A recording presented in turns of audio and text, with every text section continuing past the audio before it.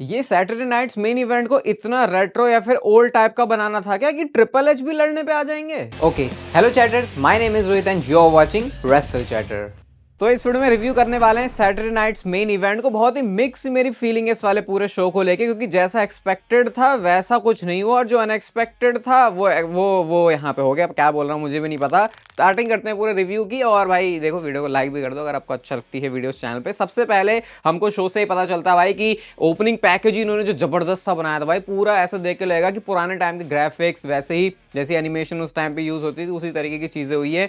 सब कुछ आपको ओल्ड दिखेगा। जो एंट्रेंस का है वो भाई इतना नैरो एरिया है कि इस बार डब्ल्यूडब्ल्यू को यहाँ पे सिक्योरिटी को भी रखना पड़ा, क्योंकि भाई इतने पास थे फैंस की वो कुछ उल्टा पुल्टा भी कर सकते थे। तो आप देखोगे, नोटिस करोगे तो सिक्योरिटी भी आसपास ही है। बाकी रिंग जो है वो ओल्ड तरीके से तो इतना कुछ नहीं चेंज किया उन्होंने। वो रोप्स को मल्टी कलर कर दिया है। डब्ल्यूडब्ल्यू का पुराना वाला लोगो है। एक चीज मैं मिस कर रहा था कि भाई यहाँ पे अगर ये थोड़ा कैमरास भी सड़े से ले आते, पुराने वाले सड़े से मतलब बहुत आउटडेटेड से ले आते, तो शायद और ज्यादा जो वाइब है वो आ जाती। पैट मैकेफे वापस आ चुके हैं और सबसे पहले जो शो की स्टार्टिंग है वो होती है ड्रू मैकिंटायर और सैमी ज़ेन के मैच के साथ।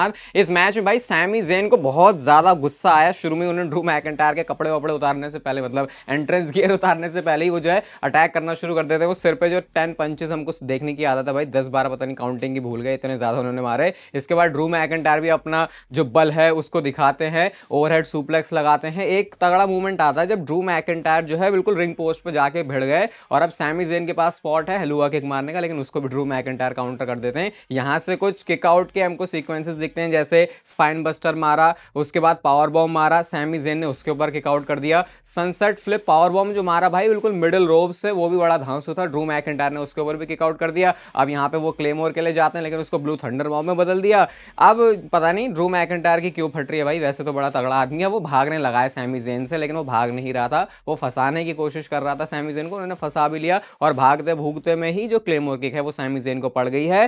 पिन फॉल हो गया। और भाई मेरे को यहाँ पे एक चीज जो हजम नहीं हुई थोड़ी सी, कि अब ये वो सैमी ज़ेन नहीं है जो कि ऐसे ही तुम रैंडम शोज पर हरवा दोगे। ये गुंथर को हरा के इंटरकॉन्टिनेंटल चैंपियन बनाया, इसने बहुत सारे अपसेट दिए हैं, जो कि अब अपसेट तो नहीं बोलेंगे, अब इसका स्टेटस हो चुका है। तो मेरे को थोड़ा सा अजीब लगा कि सैमी ज़ेन बस ऐसे ही पिन हो गए। मतलब ड्रू मैकिंटायर के लिए वो अच्छी चीज है, क्योंकि ड्रू मैकिंटायर से वैसे वैसे बंदे से नहीं हुए, लेकिन शायद थोड़ा और ये इसको मैच को आगे लेके जाते तो, मतलब हारना तो ऑब्वियसली था सैमी ज़ेन को, लेकिन थोड़ा और इज्जत देके हरवा सकते थे। बाकी ऐसे भी कोई खास प्रॉब्लम नहीं है, मैच डिसेंट सा ही था। और इस मैच के बाद कुछ ड्रू मैकिंटायर ने बोला है, उस चीज के ऊपर हम आएंगे अभी थोड़ी देर में। लेकिन इसके बाद मैच आता है विमेंस वर्ल्ड चैंपियनशिप के लिए, Iyo Sky versus Liv Morgan. मैं डोमिनिक मिस्टीरियो की एंट्री के लिए देख रहा था कि क्या वो लोगों के बीच में से घुसेंगे, क्योंकि अगर वो घुसेंगे तो हो सकता है कोई इनको घूसा मार दे, लेकिन वो चीज अवॉइड ही करी उन्होंने, थोड़ा सा पीछे ही रहते हैं रकेल रोड्रिगेज के साथ। वो अच्छा बैक एंड फोर्थ एक्शन है यहाँ पे, आपको पता है रेसलिंग वाइज ईओ स्काई है तो मैच बढ़िया ही होगा। स्प्रिंग बोर्ड मून सॉल्ट आता है उनकी तरफ से। लिव मॉर्गन का ये जो कोड ब्रेकर है, मुझे ये नहीं समझ में आता इसको इतना भाव क्यों नहीं दिया जाता, क्योंकि लगता वो हमेशा ही ब्रूटल है। ओब्लिवियन की जगह वो इसको भी अपने सिग्नेचर या किसी फिनिशर ऑल्टरनेटिव की तरह यूज कर सकते हैं, लेकिन पता नहीं इस पर सारे लोग किकआउट क्यों कर देते हैं। इसके बाद 3 जर्मन सुप्लेक्स आते हैं जो कि लिव मॉर्गन को पड़ते हैं। मून सॉल्ट के लिए जाती है उसका, लेकिन फिर उनको जो है ब्लॉक कर दिया गया। ऐसी लात मारी है ईओ स्काई ने इस मैच में लिव मॉर्गन को कि उनकी नाक से लिटरली खून निकल गया। इतनी जमा के खींच के वो लात पड़ी है ना, मतलब स्लो मोशन की, जैसे डब्ल्यूडब्ल्यू की वीडियोस वायरल होती है ना, ये फेक है ये फेक है, ऐसी वीडियो भी चलनी चाहिए जहां पे पता लगता है भाई क्या खिंचा के वो लगी और उसके बाद ऑब्वियसली उनका खून भी निकलता है। एंडिंग फिर ऐसी होती है, मून सॉल्ट के लिए जा रही होती है उसका ही, बीच में लात लगा दी और जो ओब्लिवियन मारा है उन्होंने बिल्कुल घुसेड़ दी उनकी मुंडी। यूजुअली होता है कि डीडीटी के टाइम पे वो प्रोटेक्ट करते हैं हेड, लेकिन यहाँ पे ऐसा कुछ प्रोटेक्ट किया नहीं, बिल्कुल जोर से उनको लगी है और मैच वो जीत गई।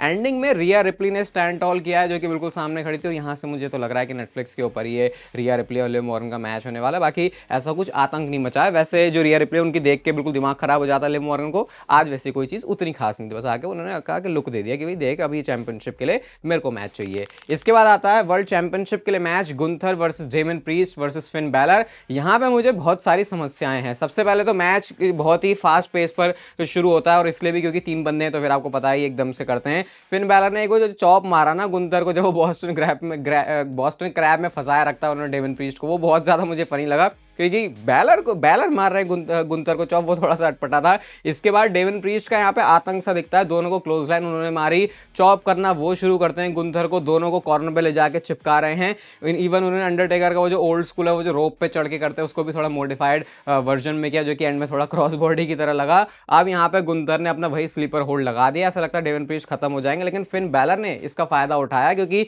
साउथ ऑफ हेवन फिनिशर मारने के बाद फिन बैलर जाते हैं कि मैं कूडी ग्रास के ले जाऊं, लेकिन गुंथर ने वैसा कुछ होने नहीं दिया। अब यहां से एक ऐसा मूवमेंट आता है जब लगा भाई कि शायद टाइटल चेंज होने वाला है, गुंथर की चैंपियनशिप चली जाएगी, क्योंकि डेविन प्रीस्ट ने रेजर एज मारा, उसके बाद फिन बैलर ने ही गुंथर को ही मारा अपना फिनिशर कूडी ग्रास। और अब ऐसा मौका लग रहा था कि जैसे फिन बैलर पिन कर सकते हैं गुंथर को, लेकिन डेविन प्रीस्ट ने जो है पिनफॉल को ब्रेक करवा दिया, वरना क्या पता यहाँ पे टाइटल चेंज हो रहा था। बाकी ज्यादा मौका गुंथर तो भाई देता नहीं है, उसने सबसे पहले स्टील स्टेप्स के ऊपर बाहर पावर बॉम्ब मारा डेविन प्रीस्ट को, रिंग में मारा फिन बैलर को, पिनफॉल कर दिया, फिन बैलर खत्म हो चुके हैं और चैंपियनशिप यहाँ पे रिटेन हो गई है। अब जो प्रॉब्लम मुझे लग रही है वो ये कि भाई फिन बैलर को अगेन, मतलब हारना एक अलग चीज होती है, लेकिन फिन बैलर के केस में मुझे वो चीज दिख नहीं रही कि बंदा हारा भी तो ऐसे हारा, ऐसा नहीं बड़े आसानी से हार गया, वो चीज मुझे लगी। पावर बॉम्ब वैसे एक फिनिशर की तरह ही गुंथर यूज करते, कई बार नहीं भी करते, सिग्नेचर की तरह भी करते हैं, लेकिन फिर भी यार मतलब मेरे को मैच की एंडिंग पता था गुंथर जीतेंगे, लेकिन ज्यादा मैं फाइट एक्सपेक्ट कर रहा था। ऐसा नहीं कि बहुत सारी चीजें मैं मांग रहा हूँ कि ये भी दे दो या ये भी दे दो, सिर्फ फिन बैलर के कैरेक्टर की मैं बात करूँ। बाकी डेविन प्रीस्ट को तो इन्होंने स्ट्रॉन्ग दिखाया है, ये वो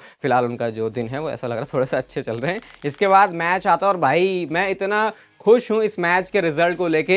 डब्ल्यूडब्ल्यूई ने बिल्कुल कलेजे को ठंडक पहुंचाने वाला काम किया है, क्योंकि यूएस चैंपियनशिप का जो इनॉग्रल हमको चैंपियन मिलने वाला था, विमेंस चैंपियनशिप की बात हो रही है यहाँ पे, उसमें चेल्सी ग्रीन जीत चुकी है मिचिन को हरा के, और वो क्राउन हो चुकी है नई चैंपियन। एक जो आज उन्होंने अपना फिनिशर मारा है ना भाई, प्रिटी अनप्रिटी हर, वो क्या मस्त तरीके से मारा। यूजुअली चेल्सी ग्रीन को हम जानते ही नहीं है रेसलिंग के लिए कि वो अच्छी रेसलिंग कर ले, कोई उनसे बहुत एक्सपेक्ट भी नहीं करता और ना उनसे हो पाती मुझे ऐसा लगता है, लेकिन उनका जो कैरेक्टर है वो हमेशा एंटरटेनिंग रहता है और उसकी वजह से उनको रिवॉर्ड भी मिला है, चैंपियनशिप वो जीत चुकी हैं। भाई मुझे तो पता नहीं है कि लोगों का इसके ऊपर रिएक्शन ऐसा कैसे आ रहा है, मतलब लोग रेसलिंग वर्ल्ड कैसे रिएक्ट कर रहा है, क्योंकि मुझे पता है यहाँ पे बहुत सारा क्रिटिसिज्म भी होगा कि चेल्सी ग्रीन को चैंपियनशिप क्यों जितवा दी, लेकिन ये डब्ल्यूडब्ल्यूई का मॉडर्न टाइम है, जरूरी नहीं कि तुमको 10 20 25 छलांगे या फिर किसी को उठा के पटकना हो या अच्छी कोई बहुत ही टेक्नीशियन रेसलिंग वाला स्टाइल करना हो तभी तुमको कुछ रिवॉर्ड दिया जा सके। और अब आता है शो का मेन इवेंट, जो कि था Kevin Owens versus Cody Rhodes के बीच में अनडिस्प्यूटेड चैंपियनशिप के लिए। आज हमको वो जो ईगल विंग्ड ईगल वाली चैंपियनशिप है वो भी दिख चुकी है, कोडी रोड्स उसी के साथ जो एंट्रेंस है वो करते हैं,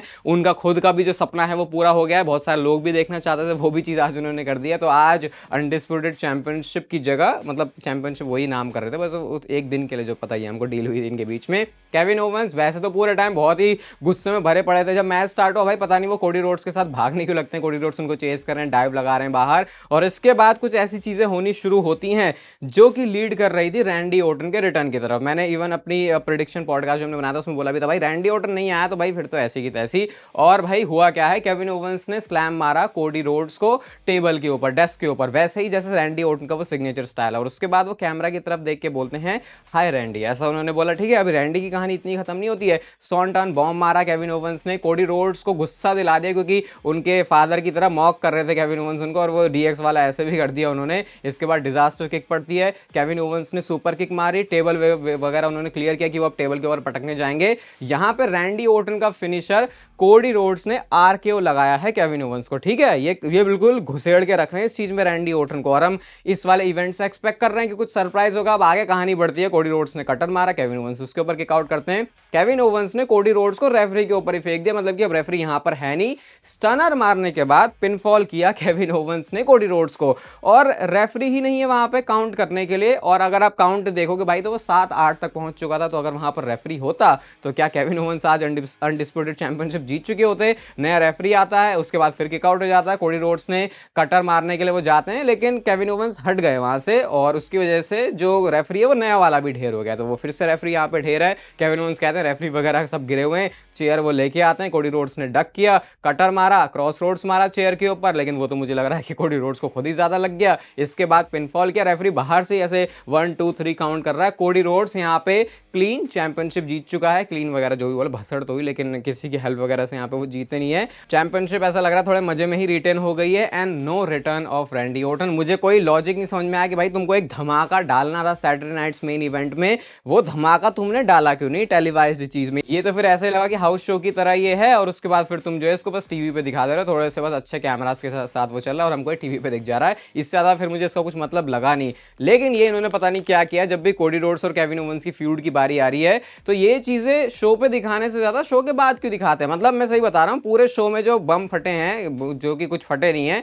लेकिन शो के बाद इन्होंने क्या किया, केविन ओवेंस ने पाइल ड्राइवर लगाया है कोडी रोड्स को। और आपको पता है पाइल ड्राइवर का क्या चल रहा है डब्ल्यूडब्ल्यू में सीन, किसी को लग गया भाई तो उसकी कहानी खत्म है। लिटरली कोडी रोड्स को स्ट्रेचर से वो लेके जाते हैं, केविन ओवेंस वो ईगल वाली चैंपियनशिप अपने साथ लेके जाते हैं, उसको वो रेस कर रहे हैं कुछ ऐसे जैसे कि वो चैंपियनशिप जीत चुके हैं। And guess what, triple H निकल के आते हैं और वो केविन ओवेंस के साथ धक्का मुक्की कर रहे हैं। मतलब ऐसे उन्होंने पहले पलटा, बेल्ट गिर गई, धक्का दिया, केविन ओवेंस भी धक्का बदला। भाई केविन ओवेंस एक बार समझो जरा, वो बंदा क्रिएटिव हेड है, ठीक है, वो तुम्हारी ऐसी की तैसी कर देगा। जो तुमको भी मैच मिला वो कुछ नहीं मिल पाएगा तुमको आगे मेन टाइटल सीन के अंदर। लेकिन मैंने क्या, हम सब ने ही पहली बार ऐसा अग्रेसिव देखा है ट्रिपल एच को इतने कुछ टाइम में। लिटरली ऐसा लग रहा था कि अगर इनको छोड़ दोगे तो अभी ट्रिपल एच पेलने पे आ जाएगा केविन ओवेंस को। वो तो फिर उनको आगे की सारी जो चीजें वो भी संभालनी थी, इस वजह से ट्रिपल एच थोड़ा सा साइड ही निकल लेते हैं। लेकिन ऐसा नहीं लगा ट्रिपल एच को देखे कि भाई ये बंदे को आगे तुम अभी हाथ चला दोगे, इस पर चलाओगे तो ये तुम्हें भी चला देगा, भगा देगा बहुत बुरी बुरी तरीके से। ऐसा बिल्कुल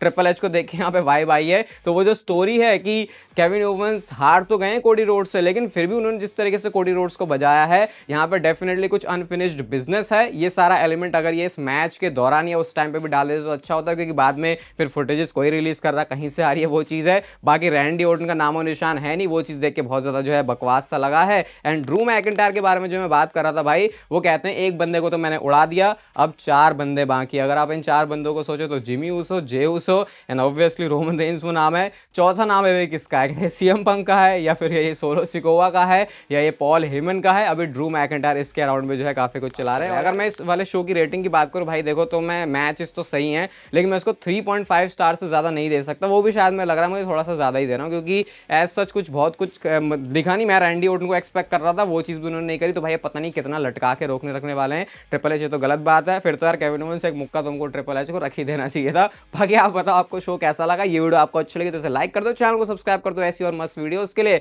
और तब तक फिर लेते रहो जिंदगी के मजे।